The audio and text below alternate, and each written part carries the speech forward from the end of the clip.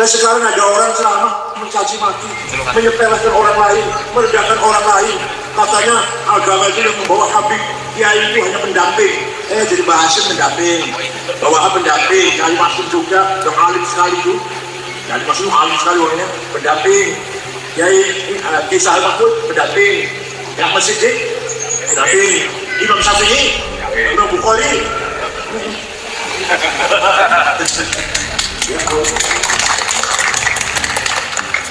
Mari, kalau benar-benar kita beragama, inti daripada agama adalah akhlakul karimah, qawlan wa fi'lan wa mawqifan, ucapan, perlakuan dan sikap. Tunjukkan kita berakhlak mulia. Siap? Nah, yang berjasa besar mengisi ilmu pengetahuan itu, jangan kaget. Yang pertama kali bikin ilmu nahu grammar, bukan orang Yaman. Namanya Imam Amr bin Umbul atau Imam Sibaweh, orang Persia, orang Ajam. Yang pertama kali gawe ilmu balaghah, sastraan bahasa Arab, ma'ani, bayan, bajir, bau supaya bahasa Arabnya bagus seperti Quran. Imam Amr bin Ubaid, bukan orang Yaman. Yang pertama kali gawe ilmu tajwid, idhar, idgham, ikhfa, iqlab, qalqalah, lazim, najaif, matobi'i, namanya Imam Abu Ubay Qasim bin Salam, bapak tahun 224, bukan orang Arab. Yang sing gawe titik, berarti titik sini sor, titik dua dhuwur, titik tiga dhuwur, titik tengah siji, hak non titik, namanya Abdul Aswad Ad-Du'ali, bukan orang Arab. Sehingga harokat fathah, dhamma, kasroh, fathaten, domaten, kasraten, tasdid, sukun, bukan orang Yaman. Namanya Imam Khalil bin Ahmad Al-Faraidi, orang Farhat. Bagaimana Afghanistan, bukan Yaman. Sehingga ilmu usulul fiqh, dia caranya memahami Quran hadis. Imam Syafi'i, Abu Abdullah Muhammad bin Idris bin Uthman bin Abbas bin Syafi'i bin Ubaid bin Yazid bin Abdul Muttalib, bukan orang Yaman, orang Ghuza Palestina. Saya kira di Gempurnal Israel, Syafi'i. Abu Hanifah Madzhab Hanafi, bukan orang Yaman. Ahmad bin Hanbal, bukan orang Yaman. Imam Malik dan seterusnya. Orang Yaman ada orang Yaman. Si mensyarahi Ihya Ulumuddin. Ittihad besar dari orang Yaman. Tapi kebanyakan ulama bukan orang Yaman. Imam Ghazali, ahli fikih, ahli ilmu kalam, teologi, ahli filsafat, tasawuf sufi besar. Tokoh sufi besar, Al-Ghazali, karangannya Al-Wajid, Al-Masih, Al-Basir, Al-Qisar, Al-Jawab Awam, Al-Arba'in, Al-Marhul, Al-Qiyas, Al-Mustasfa, Al-Qusdi Falasifah, Al-Qudin Falasifah, Al-Hajj Al-Abidin, Al-Jabuddin Yawaddin, puncaknya Ihya Ulumuddin, bukan orang Yaman, orang kota provinsi Khurasan, untuk jarang mengenali kuburannya ke Khurasan Iran. Masya Allah. Saya lagi masuk ke kapan? Jadi rata-rata ulama itu orang ajab. Ya, ada yang bukan ajab sedikit, ada. Rata-rata orang ajab. Yang pertama kali gawe ilmu kalam, sifatnya Allah, menolong dulu, wajib, semua sama burun ilmu kalam namanya. Namanya Wasil bin Allah, bukan orang Yaman. Paham? Oleh karena itu, sekarang tinggal ulama Jawa. Ulama Jawa. Orang yang menyatukan dua tarekat Abdul Qadir Al-Jailani Qadiriyah disatukan dengan tarekat Ahmad Bahar Naqsyabandiyah. Dari satu dua tarekat jadi namanya siapa? Syekh Ahmad Futuh Sambas Kalimantan Barat. Kan baca Barat orang Sambas, tapi di Mekah, waktu di Mekah. Kita ada namanya Fathul Arifi. Orang mana itu? Orang yang telaten ngajari fikih, Safina, Syarah Sulam, Ijan Darori, Yahya Hussein, Tafsir Munir, Syekh Kiai Muhammad Nawawi bin Umar Al-Bantani, kakeknya Imam Amin, kakeknya Wapres. Orang mana itu?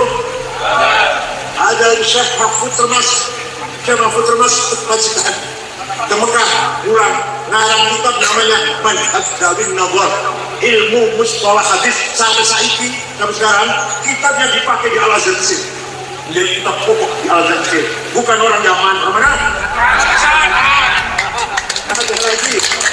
Ada lagi Syekh Abdul Somad Palembang, orang Palembang, juga ulama besar di Mekah, ngajar Syekh Yasin Padang baru wafat tahun 90. Karangannya Syarah Abi Dawud Rompul Jilid, Tafsirul Usul, dengan Ghayatul Usul, Ahkamul Quran 2 jilid, dan banyak sekali tarikan sedikit banyak. Yang besar Syarah Abu Dawud yang paling besar. Orang Padang, orang mana? Bukan orang. Kalau ini tanggung jawab. Singarang ilmu mustalah hadis, metode menseleksi hadis, ini sahih, ini hasan, ini dhaif. Sahih saja papat antara guru dan murid ketemu. Gurunya apalan, orang tahu lali, ketemu gurunya kelakuan lempeng, orang tahu nyolong sendiri masjid. Mas kawan, adil, sahih. Kurang satu hasan, kurang dua dhaif, waktu, mufatih, mursal, mu'allal. Pertama kali ngarang metode metode itu namanya Syihabuddin Romahul Musi, bukan orang Romahul Musi yang punya tafsir 32 jilid, namanya tafsir Al-Nafathirul Ghaib. Saya baca setiap malam Jumat dan malam Senin, YouTube ada di YouTube, saya baca itu tafsir paling angel. Namanya Muhammad bin Umar Fakhrul Razi dari kota Roy, kota Roy di Tahran, karena Tahran Iran, bukan orang. Yang pertama kali dari tafsir sempurna, sahabat Ibnu Abbas dapat tafsir tapi benar sempurna, hanya 2 jilid. Yang pertama kali ulama dapat tafsir sempurna 10 jilid, Imam Ja'far Ibnu Jarir At-Tabari, orang Tabaristan, orang. Ini aku cerita itu kita waktu. Jadi kita harus cinta tanah air, kita harus bangga dengan tanah air Indonesia dan bangga dengan para ulama kita. Satu-satunya ulama di dunia yang punya jagoan hubbul watan minal iman hanya Syekh Ahmad. Kita lebih cerita, kita berdua kita saja. Negara Arab dijajah, Mesir, Sudan, Irak, jajah Inggris, Suriah, Libanon, Aljazair, jajah Prancis, Libya, jajah Itali, jajah Kabeh. Khalifah Turki, Khalifah Ottoman, waktu itu Khalifah la haula wala quwata, nggak bisa lawan. Sampai Khalifah Turki bubar, sistem khilafah bubar tahun 1924. Saya usaha nanti staf itu. Khalifah Turki hilang, sistem khilafah hilang. Khalifah terakhir Abdul Majid dibuang ke Jerman. Yang membubarkan sistem khalifah namanya Mustafa Kamal Atatürk. Sawisnya khilafah, sistem khilafah bubar, orang Arab sempoyongan, kehilangan pemimpin. Lahir pemimpin nasionalis, cinta tanah air, nasionalis, tapi buatan agamis, buatan religius, namanya Mitchell Aflaq. Apa namanya? Agamanya Kristen, dari Damaskus, Syria. Pertama kali menjadi partai melawan penjajah, nasionalis Arab, sosialis. Mitchell Aflaq, partainya Ba'ath. Pada bangun diikuti oleh Saddam Hussein, Gamal Nasir, Ahmad Gaddafi, itu namanya partai Ba'ath, melawan penjajah. Nah, tahun 31, tahun 37, kiai-kiai mendirikan partai politik Ikhwanul Muslimun, kembali ke khilafah. Dengan Syekh Asy'ari ambil kebijakan luar biasa. Khilafah tidak usah dihidupkan kembali. Tapi nasionalisme Indonesia tidak seperti nasionalisme Mitchell Aflaq, tidak seperti nasionalismenya Partai Ba'ath. Apa? Nasional Indonesia, nasionalisme religius. Kamu cinta tanah air harus beragama. Kamu beragama harus cinta tanah air. Man mata li'ajrihi mata syahidan. Barang siapa mati demi tanah airnya mati syahid. Kalau bela agama, bela tanah air mati syahid. Kalau bela cuma kali itu fatwanya. Man khana li watanihi halal damu. Barang siapa berkhianat kepada tanah airnya, Islam, dari atasnya Belanda, atasnya Jepang, halal darahnya, bunuh. Tapi bukan ibu kafir, masa ini bukan nanti ke uang. Gak kafir enggak, tapi bunuh, berkhianat tuh. Barang siapa di atasnya Belanda, paham betul? Yang Hasyim Asy'ari mencetuskan nasionalisme beda dengan nasionalisnya Mitchell Aflaq. Kalau Mitchell Aflaq, nasionalis sekuler. Begitu pula Ikhwan Muslimun, partai ingin membalikan sistem khilafah. Kalau NU tidak, nasionalisme kita terima, tapi nasional religius beragama tidak bisa dipisahkan antara agama dengan nasionalisme. Paham betul? itulah resolusi Jihad Hasyim Asy'ari tanggal 22 Oktober yang saya perjuangkan menjadi Hari Santri Nasional. Saya menjadi ketua PBNU 10 tahun, 11 tahun. Alhamdulillah, Imam Siddiq, Jember, juga tempeleng Jepang, bukannya selalu berdarah-darah, Imam Siddiq itu. Saya cari mana pahlawan, orang Yaman gak ada. Cuma saya main tentang umat, tanah di Ponorogo, insya Allah kabeh orang Yaman kamu. Malah ada orang Yaman dari bukti Betawi digaji oleh Belanda, kalau fatwa haram malah Belanda. Itu malah paham betul. Kita bangga tidak jadi orang Indonesia, dengan ulama kiai Indonesia. Alhamdulillah. Dengan pesantren paham betul, bangga betul.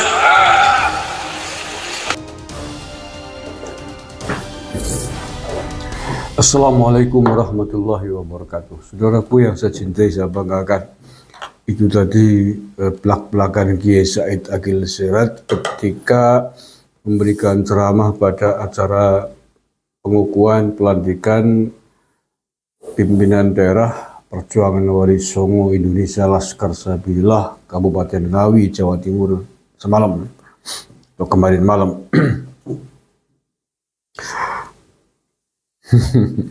Lalu apa yang dimiliki Yaman? Lalu keahlian tokoh-tokoh dari Yaman apa? Oh, tadi Pak Kiai Said menyebutkan tidak ada. Pejuangnya tidak ada. Katanya ada pejuang, banyak pejuang.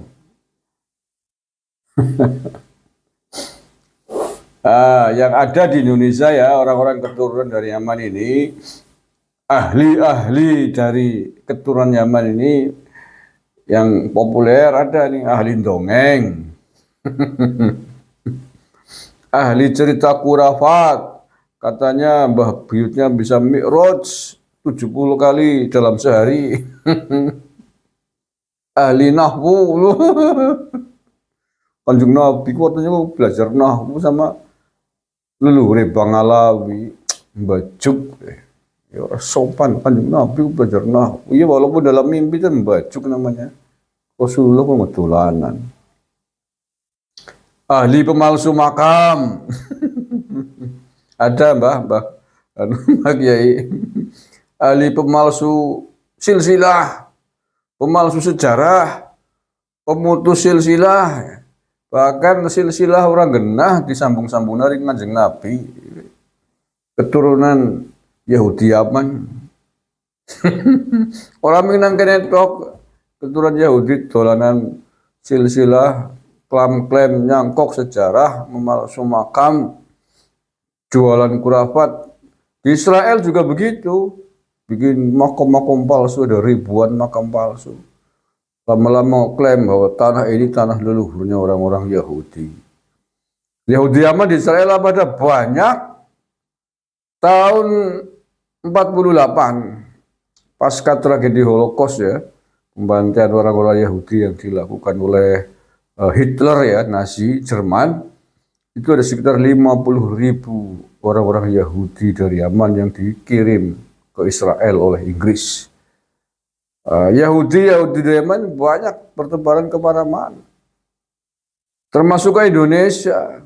Iya, termasuk ke Indonesia. Makanya kalau di sini keturunan Yahudi Yaman, kemudian dites DNA, haplogrupnya G, ya karena memang satu habitat, satu genetika, ya nggak heran. Karena di Yaman itu memang basis Yahudi terbesar di negara-negara Arab, ya Yaman. Basis komunis terbesar di antara negara-negara Arab, ya Yaman. Nggak usah kaget karena pernah menjadi jajahannya Uni Soviet. Gitu, pernah menjadi jajannya Inggris. Jadi nggak usah gumun kalau ada orang komunis berdarah Yaman, ada orang Yahudi dari Yaman keturunannya, ya memang begitu sejarah. Terus ahli apa lagi orang-orang Yaman? Ya kayak gitu-gitu kok ngakunya. Oh, leluhurnya bisa menghentikan matahari, pesawat mundur. Aduh, Chan. Pengen berengkolang itu siji aku Chan dengar guru cerita kurawat. Wong mati nang kuburan dikeduk jadi minta kopi, pemangan gedang goreng. Beli semerkayangan, pok dari leluhure. Apa? Doang ke watuk. Aja-aja leluhure beli semerkayangan. Lah iya, nang kuburan masa gimana medang kopi. Nah, terus ke gedang goreng mendoan, bakwan, arem-arem. Sing gawe sapa gue? Aja-aja wong tes ngarit. Terus yang kondanganan diwai rampes di kawang kuburan diduduk ndarani leluhure. Aduh. Pemalsu sejarah ya, gawe sejarah palsu ya. Ya sejarah dewek, digawe dewek, dicerita-cerita wong, halu, itu karuan bebek kan ora silem cara wong Cilacap ya. Menceritakan kehebatan leluhurnya kalau yang bercerita orang lain itu baru masuk akal. Wong bercerita tentang kehebatan, kok kehebatan diri sendiri ya. Sama sih ngarep percaya, ya ora lucu, aku jegu jenengan. Lho. Saya bercerita tentang kehebatan Gus Dur ya. Kehebatan Hadratus Syekh Basim Asar yang menceritakan adalah orang lain, orang yang pernah dekat, yang melihat, itu akurasinya bisa dipercaya. Tapi kalau yang menceritakan adalah keluarga dekatnya sendiri terus-terusan, ya lama-lama orang akan menjadi bertanya apa iya kan begitu, dan tidak etis, walaupun tidak etis lah. Yang etis yang menceritakan ya orang lain, sejarawan lain gitu loh, ya iya kan. Nah ini sejarawan dari Yaman sendiri tidak pernah ada yang mencatat tentang kehebatan ulama-ulama Pahlawi kok. Nah ya kan, kemarin dikatakan oleh Kiai Nur Ihya itu, sampai abad ke-10 tidak ada manuskrip kalangan ulama Yaman yang mencatat bahwa terdapat tokoh-tokoh penting dari Pahlawi, bahkan dari itu di manuskrip karangannya ulama Yaman sendiri, kan aneh, orang masuk akal gitu loh. Mulai abad ke-3 sampai ke-10 itu belum ada.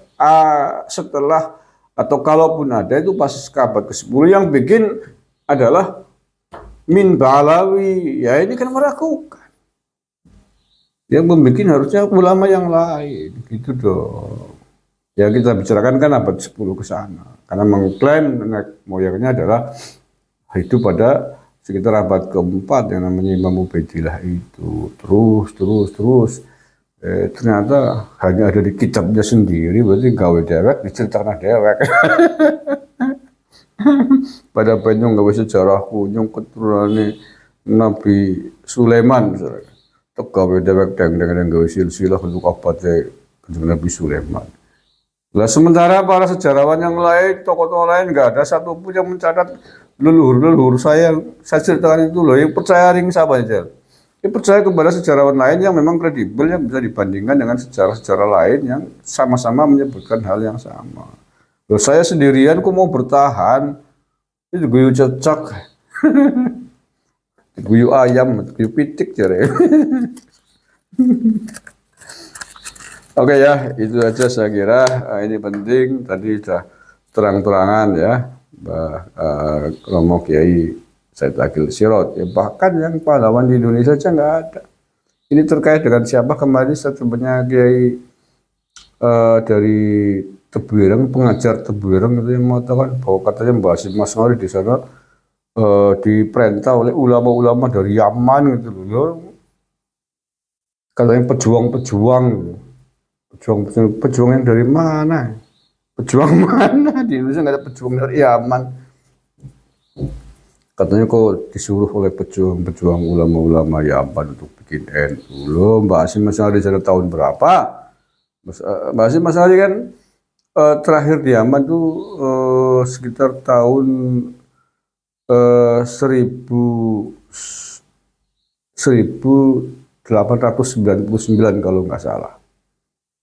Itu terakhir di Yaman, kemudian pulang ke Indonesia, bikin pondok, baru mendirikan NU tahun 1926. Artinya eh, selisih waktunya rentangnya itu 25 tahun sendiri, 26 tahun sendiri. Ketika NU berdiri, Mbah Hasyim sudah di Indonesia, bukan di sana. Kan jauh banget kan, nggak masuk akalnya kan. Nah, iya. Dan NU berdiri apa namanya, inspirasinya adalah tahun 1924 ketika Arab Saudi kekhalifahan Turki Utsmani runtuh oleh apa namanya, klan Ibnu Saud yang dibantu oleh Wahabi. Itu kemudian dibentuklah Komite Hejaz oleh Mbah Hasyim Asy'ari dari Indonesia, dikirimlah utusan ke Tanah Suci untuk membela situs-situs bersejarah termasuk makamnya Nabi Muhammad SAW agar tidak dihancurkan oleh orang-orang Wahabi. Itu sejarahnya berdirinya NU itu tahun 1924 ke sini. Pada saat Mbah Hasyim Asy'ari masih di Mekah sana, itu tahun 1899 terakhir. Kan nggak klop kan waktunya kan. Oke, itu aja saya kira, nanti dilanjutkan khusus membahas tentang apa yang disampaikan oleh sahabat-sahabatnya Pak Kiai, katanya dokter padahal ya, pengajar dari Tebuireng, Jombang, Jawa Timur. Terima kasih. Assalamualaikum warahmatullahi wabarakatuh.